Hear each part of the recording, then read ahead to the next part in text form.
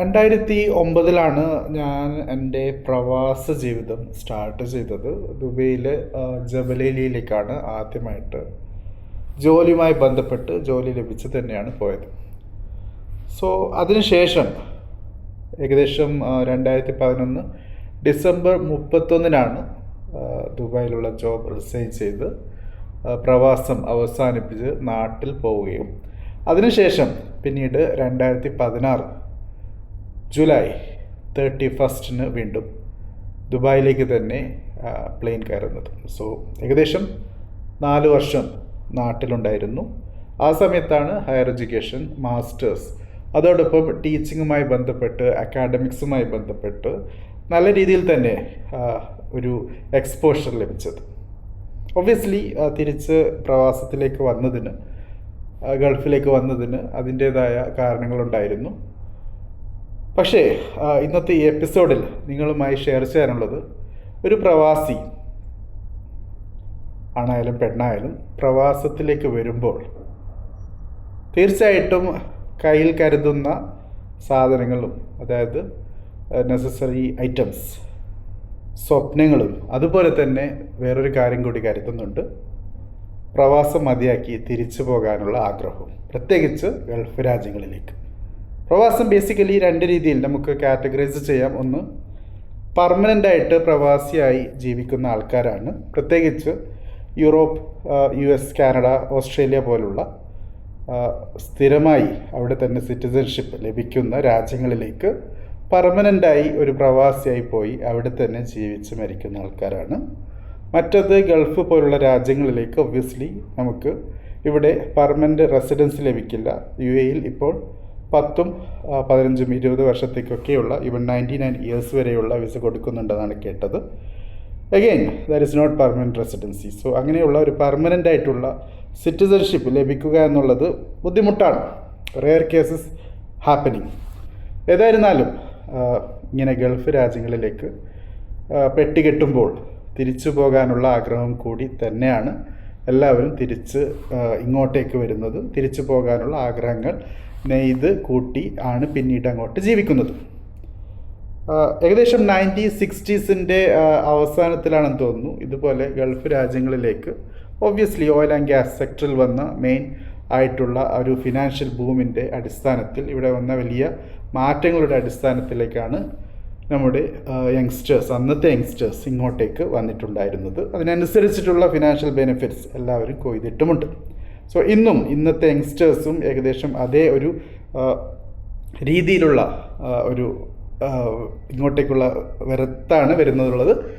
So Gulf രാജ്യങ്ങളിലേക്ക് വരുമ്പോൾ തിരിച്ചു പോകാനുള്ള ആഗ്രഹം, നേരത്തെ പറഞ്ഞ പോലെ നെയ്ത് കൂട്ടി മുന്നോട്ട് വരുമ്പോൾ നാട്ടിലൊക്കെ പരോളിലേക്ക് ഇറങ്ങുന്നത് പോലെ വർഷത്തിലൊരിക്കൽ അല്ലെങ്കിൽ 2 വർഷത്തിലൊരിക്കലൊക്കെ പോകും.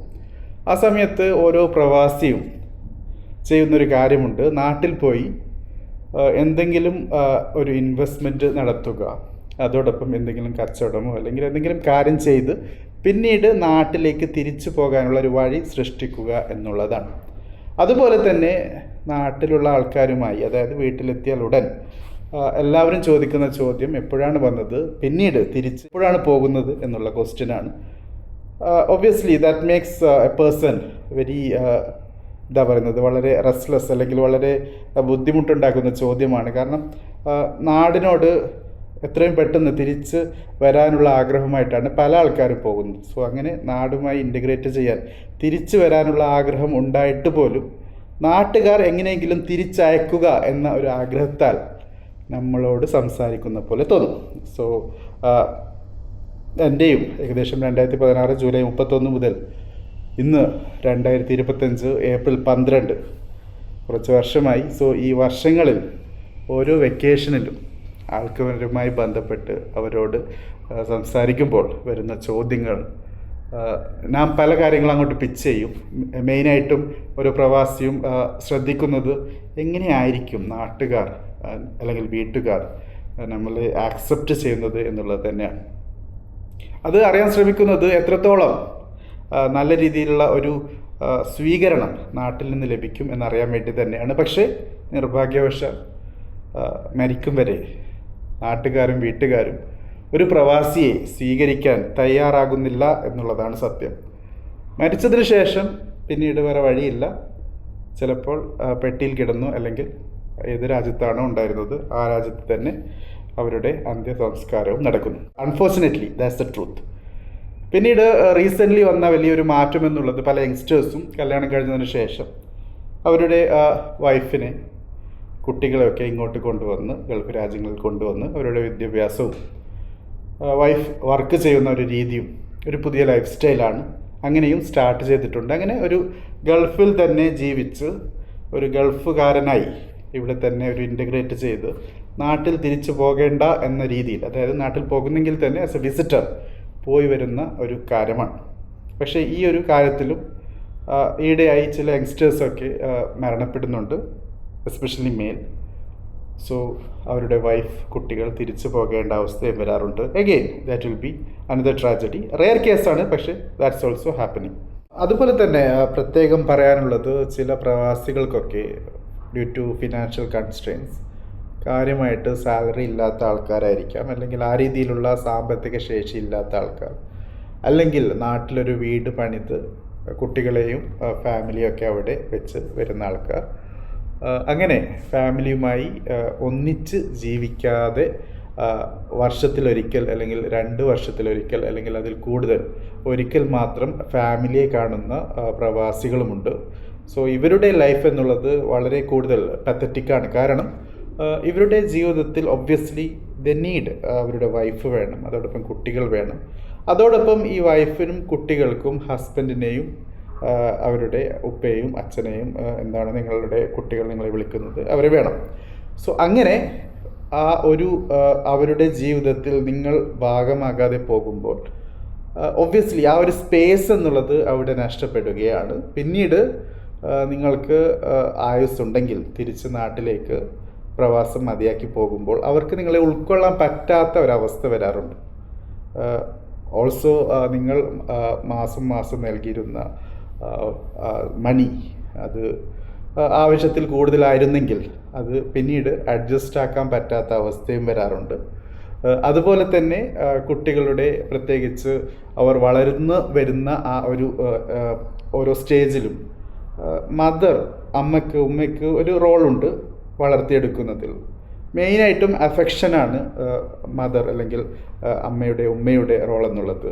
അച്ഛൻ്റെ, ഉപ്പയുടെ അല്ലെങ്കിൽ ബാപ്പയുടെ റോൾ എന്നുള്ളത് കുട്ടികളെ റിയൽ വേൾഡിലേക്ക് പ്രിപ്പയർ ചെയ്യുന്ന കാര്യമാണ്. കുറേ കൂടി സ്ട്രിക്റ്റായിട്ട് അവർക്ക് എന്തൊക്കെ തെറ്റുതിരുത്തലുകൾ വേണോ അതൊക്കെ ചെയ്യേണ്ടത് ഫാദർ സൈഡാണ്.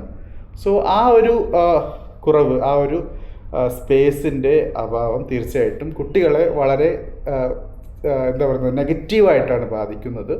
നേരത്തെ പറഞ്ഞ എൻ്റെ ആ എൻജിനീയറിംഗ് കോളേജ് അനുഭവത്തിൽ മെയിനായിട്ടും അവിടെ വന്നിരുന്നത് NRI കിഡ്സാണ്. അവരുടെ പാരൻസ് ഒന്നുകിൽ 2 പേരും ഗൾഫിലായിരിക്കും, അല്ലെങ്കിൽ ഫാദർ ഗൾഫിലായിരിക്കും, കുട്ടികൾ ഇവിടെ വന്ന് പഠിക്കും, അവരുടെ കയ്യിൽ കാശുണ്ടാകും, ദേ വിൽ യൂസ് ഡ്രഗ്സ്, അതോടൊപ്പം ചീത്തയായ ചങ്ങാത്തം, അങ്ങനെ പല കാര്യങ്ങളും വരുമ്പോൾ അവരുടെ ലൈഫിനെ അത് വളരെ തെറ്റായ രീതിയിൽ ബാധിക്കുന്നു. അവർക്ക് ഫ്യൂച്ചർ ഇല്ലാത്ത അവസ്ഥയിലേക്ക് എത്തുന്നു. സോ അവരുടെ ഫാദർ എന്തിനു വേണ്ടിയാണോ പ്രവാസത്തിലേക്ക് പോയത്, അതായത് അവരുടെ കുട്ടികളുടെ നല്ലൊരു ഫ്യൂച്ചർ, ഭാവിക്ക് വേണ്ടിയാണ്, പക്ഷേ ആ ഭാവി തന്നെ ഇല്ലാതായി പോകുന്ന അവസ്ഥയാണ്.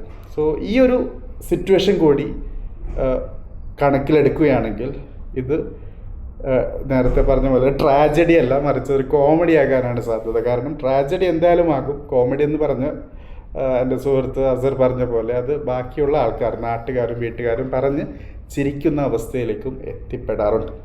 സോ ഈ കാര്യവും പ്രത്യേകം ശ്രദ്ധിക്കേണ്ടതാണ്. പ്രവാസത്തിൻ്റെ വലിയൊരു സൈഡ് എഫക്റ്റ് ആയിട്ടാണ് ഞാനത് കാണുന്നത്. സോ ഇതൊക്കെ പറഞ്ഞത് ഒരു പ്രവാസി നാട്ടിലേക്ക് പോകാൻ ആഗ്രഹിക്കുന്നെങ്കിൽ എന്തൊക്കെ കാര്യങ്ങൾ ശ്രദ്ധിക്കണം എന്നുള്ളതാണ്. അതുമായി ബന്ധപ്പെട്ടൊരു ഡിസ്കഷൻ സ്റ്റാർട്ട് ചെയ്യാനുള്ള ചെറിയൊരു എപ്പിസോഡാണ്, അല്ലെങ്കിൽ ചെറിയൊരു ശ്രമമാണ്. മെയിനായിട്ടും ആദ്യം മനസ്സിലാക്കേണ്ടത്, you should not care about others and their opinions. ബാക്കിയുള്ള ആൾക്കാരുടെ ഒപ്പീനിയൻസ് കാര്യമായിട്ട് വകവെക്കാതിരിക്കുക എന്നുള്ളത് തന്നെയാണ്. So if you have that thick skin, അങ്ങനെയുള്ള ഒരു തിക്ക് സ്കിൻ ഗ്രോ ചെയ്തിട്ടുണ്ടെങ്കിൽ നിങ്ങളുടെ തിരിച്ചു പോക്ക് കുറേ കൂടി എളുപ്പമായിരിക്കും. ഒന്നാമത്തെ പോയിന്റ്. രണ്ടാമത്തത് എക്സിറ്റ് പ്ലാൻ ഉണ്ടായിരിക്കുക എന്നുള്ളത്. കയ്യിൽ കാശ് നിറയായതിനു ശേഷം തിരിച്ചു പോകാം എന്നാണ് നിങ്ങൾ കരുതുന്നെങ്കിൽ ദാറ്റ് ഈസ് എന്താ പറയുന്നത്, ഒരു റോങ് പ്ലാനാണ്. കാരണം കാശല്ല തിരിച്ചു പോകുമ്പോൾ വേണ്ടത്. കാശ് വേണം four 3 months 4 months 6 months 1 year, നല്ല കാര്യമാണ്. പക്ഷേ ഒരു നല്ല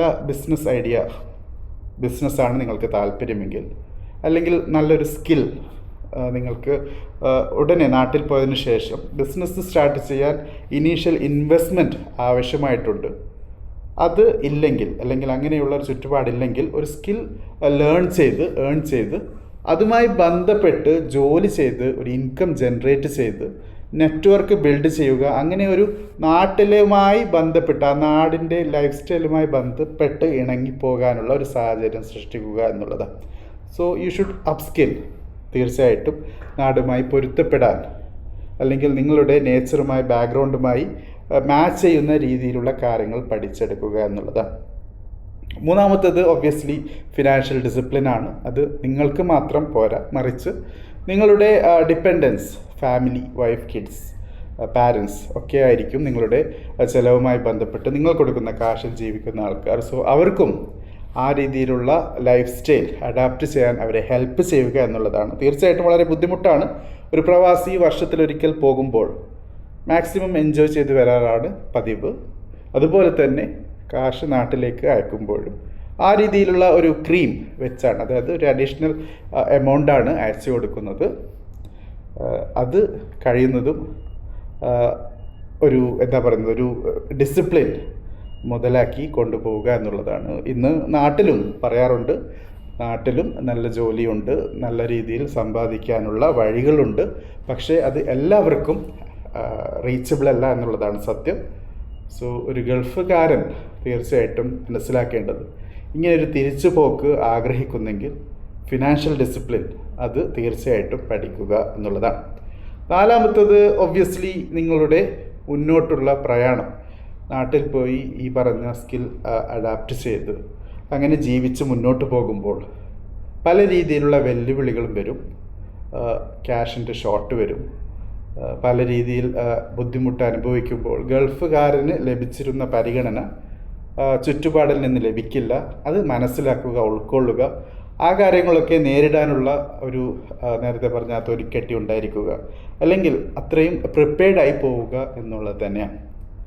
സോ എൻ്റെ നേരത്തെ പറഞ്ഞ ആ ഒരു ടീച്ചിങ് സമയത്ത് എൻ്റെ ക്ലാസ്സിലെ കുട്ടികൾ, മെയിനായിട്ടും എൻജിനീയറിംഗ് കോളേജുകളിലാണ് ഞാൻ പഠിപ്പിച്ചിട്ടുണ്ടായിരുന്നത്. സോ അവരോട് പറയാറ് ഗൾഫ് എന്നുള്ള ആ എൻ്റെ GCC ഭാഗം മറന്നേക്കുക എന്നുള്ളതാണ്. കാരണം ഇന്നും ഗൾഫ് എന്നുള്ളത് ഒരു ലോങ് ടേം സൊല്യൂഷനായിട്ട് ഞാൻ കൺസിഡർ ചെയ്യുന്നില്ല. എൻ്റെ പേഴ്സണലായിട്ടുള്ള ഒരു അഭിപ്രായമാണ്. ഒബ്വിയസ്ലി ഹസ്ബൻഡും വൈഫും വർക്ക് ചെയ്യുന്നു, കുട്ടികളെ സ്കൂളിൽ കൊണ്ടുപോയി പഠിപ്പിക്കുന്നു. എങ്കിലും ആ ഒരു ലൈഫ് സ്റ്റൈലിൻ്റെ ഒരു ഷോർട്ട് ടേം ബെനിഫിറ്റ് മാത്രമാണ് അവിടെ ലഭിക്കുന്നത്. പ്രത്യേകിച്ച് കുട്ടികൾക്ക് ഈ പറയുന്ന അവരുടെ പാരൻസുമായി അറ്റാച്ചായിട്ടുള്ള, അല്ലെങ്കിൽ അറ്റാച്ച്മെൻറ്റ് ഉണ്ടാകുന്ന ഒരു സാഹചര്യം ഉണ്ടാകുന്നില്ല എന്നുള്ളത് തന്നെയാണ്. അതോടൊപ്പം ഒരു ഫാമിലി എന്നുള്ളത് ഹസ്ബൻഡും വൈഫും കിഡ്സും മാത്രമല്ല, മറിച്ച് ഈ ഹസ്ബൻഡിൻ്റെ പാരൻസ് ഉണ്ടാകും, വൈഫിൻ്റെ പാരൻസ് ഉണ്ടാകും, കുട്ടികളുടെ കസിൻസ് ഉണ്ടാകും, അതുപോലെ ഹസ്ബൻഡിൻ്റെയും വൈഫിൻ്റെയും സിബ്ലിങ്സ് ഉണ്ടാകും. അങ്ങനെ ഒരു എക്സ്റ്റെൻഡഡ് ഫാമിലി സെറ്റപ്പാണ്. സോ അങ്ങനെയുള്ള ഒരു ഫാമിലി ബോണ്ടിങ് നടക്കണമെങ്കിൽ അവരുമായിട്ട് ഒരു കോൺസ്റ്റൻ്റ് ആയിട്ടുള്ള ഒരു നല്ല രീതിയിലുള്ള അറ്റാച്ച്മെൻ്റ് ഉണ്ടാകണമെങ്കിൽ അവരോടൊത്ത് ജീവിക്കണം. സോ അത് ഗൾഫിൽ നടക്കുന്നില്ല എന്നുള്ളത് അൺഫോർച്ചുനേറ്റ്ലി സത്യമാണ്. സോ പ്രവാസം അതൊരു പ്രയാസം തന്നെയാണ്. എത്രത്തോളം കളർ നിങ്ങൾ ആഡ് ചെയ്യുന്നു, എത്രത്തോളം കളർഫുൾ ആയിട്ടുള്ള ഫോട്ടോസ് നിങ്ങൾ ഇൻസ്റ്റയിലും ബാക്കിയുള്ള സോഷ്യൽ മീഡിയ പ്ലാറ്റ്ഫോംസുകളിലും ഷെയർ ചെയ്യുന്നെങ്കിലും എൻ്റെ പേഴ്സണൽ അഭിപ്രായം എന്നുള്ളത് പ്രവാസത്തെ എസ്പെഷ്യലി ഫോർ ഗൾഫ് കൺട്രീസ് അത് ഒരു പെർമനൻറ്റ് സൊല്യൂഷനായി കാണാതിരിക്കുക എന്നുള്ളതാണ്. ശരിയാണ്, ഇവിടെ നിങ്ങൾക്ക് ഏൺ ചെയ്യാൻ പറ്റും, ഒരു ലൈഫ് സ്റ്റൈൽ നിങ്ങൾക്ക് എത്തിച്ചേരാൻ പറ്റും. പ്രത്യേകിച്ച് നമ്മുടെ നാട്ടിൽ എല്ലാവർക്കും നല്ല രീതിയിലുള്ള ഒരു ഏണിങ് നേടാൻ പറ്റാത്തത് കൊണ്ട് തന്നെ. പക്ഷേ അങ്ങനെയൊക്കെയുള്ള ബുദ്ധിമുട്ടുകളുണ്ടെങ്കിലും ആ രീതിയിലുള്ള ഒരു ലൈഫ് സ്റ്റൈലും പഠിച്ചെടുക്കുക എന്നുള്ളതാണ്. ഈ പറഞ്ഞ കാര്യങ്ങളൊക്കെ പ്രത്യേകിച്ച് പ്രവാസത്തെ ഇഷ്ടപ്പെടാത്തവർക്ക് വേണ്ടിയുള്ളതാണ്. നേരെ മറിച്ച് പ്രവാസത്തെ അങ്ങേയറ്റം സ്നേഹിക്കുന്ന, പ്രവാസം മതി ഇനി ലൈഫിൽ എന്ന് വിചാരിക്കുന്ന, ആ രീതിയിൽ ജീവിതം മുന്നോട്ട് നയിക്കുന്ന ആളാണെങ്കിൽ ഗോ ഓൺ. നിങ്ങൾക്ക് എന്താണോ ഇഷ്ടം അതാണ് നല്ലത്. Obviously you will enjoy it.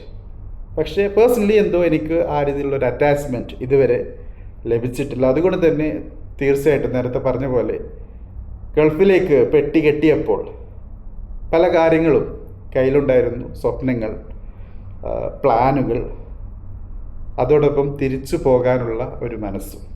അത് ഇന്നുമുണ്ട്.